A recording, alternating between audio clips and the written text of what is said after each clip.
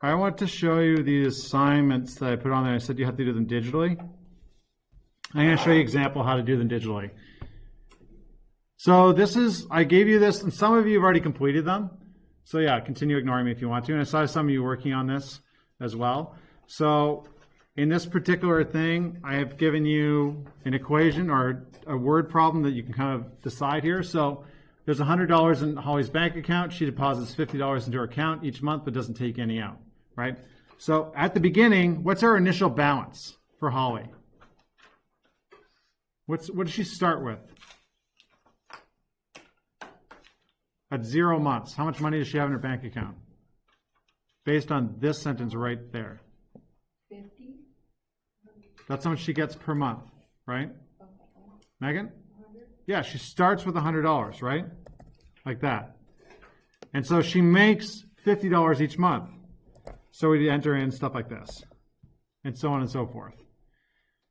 Okay? So she has an initial value of 100. All right, and I want you to fill it out like 3, 4, 5, 6, and so on and so forth. So, great.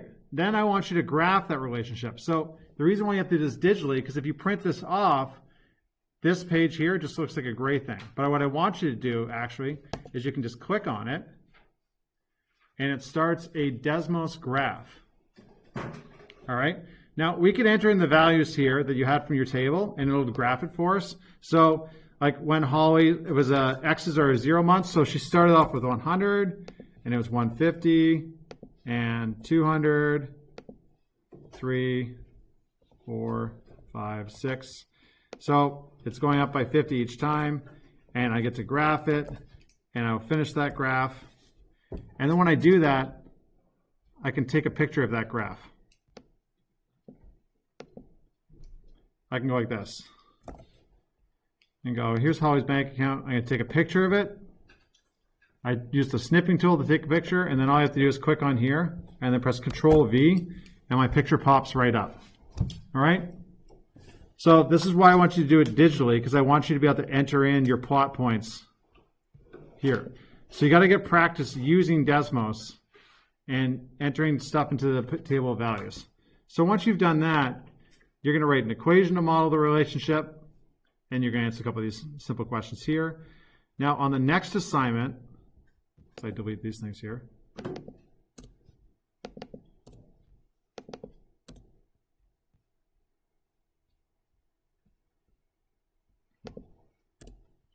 So on the next assignment, there's another one that's kind of a digital app again.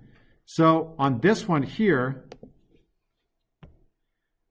I want you to give me the equation of a line based on the line that I give you. So when you click on the app here like this, now you can either click on it and it pops up in a window here, or you can click on the link that's right here and it opens up in its own separate window. I like using the link personally. I feel like it loads better, but you could just leave it in here if you want to. And again, this thing kind of zooms in and out, or maybe it doesn't so much in this particular way. If you go here, you can zoom it in and out like this.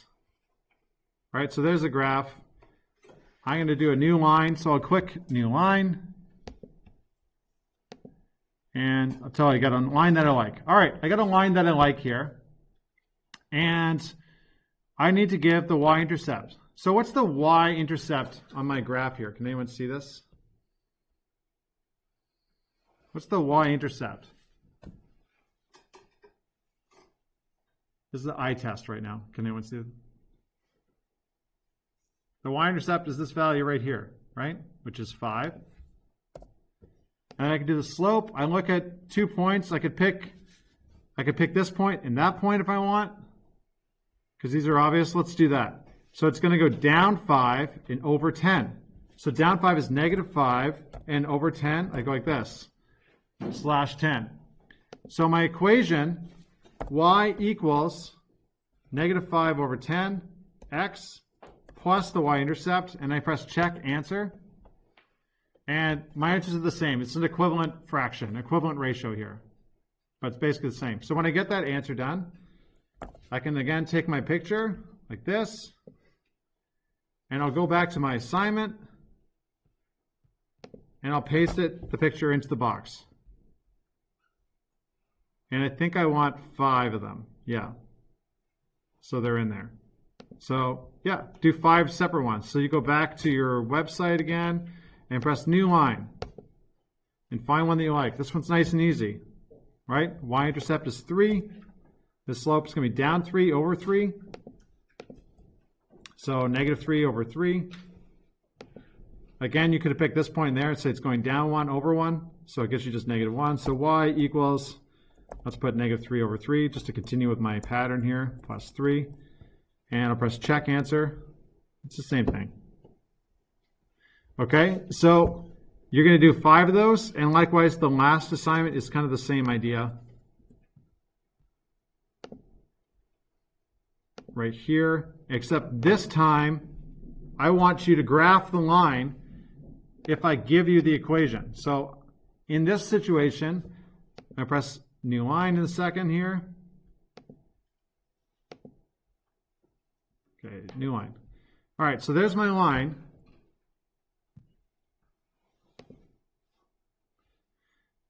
There's my line, and I'm given a slope of -0.5. But I start off with the y-intercept. The y-intercept is the last number that's right here, 5, right? So I take one of my blue dots, and I'm going to move it to the y-intercept. There we go. And then I can use the other dot, and I would just follow the instructions here for my slope. So if its slope is rise over run, it's -1 over 2. So I'm going to go down 1 over 2. See, down 1 over 2. That's this right there. And then I can press check answer, and then the whole thing lines up. And again, we'll just take a picture like that. And switch over to my assignment, and then I could just Control V and paste it in again. Okay, so it's not too complicated, but you have to do that. I want you to do this doing digitally. So part of what I'm trying to do is not just the math part, but I want you guys to get used to doing things digitally and using computers to be able to answer questions. Because wherever you guys go from high school, it's quite likely you're going to encounter a computer at that job. So you should be learning how to use them properly and learn how they can use as tools, and you can use them for further assignments and that kind of thing.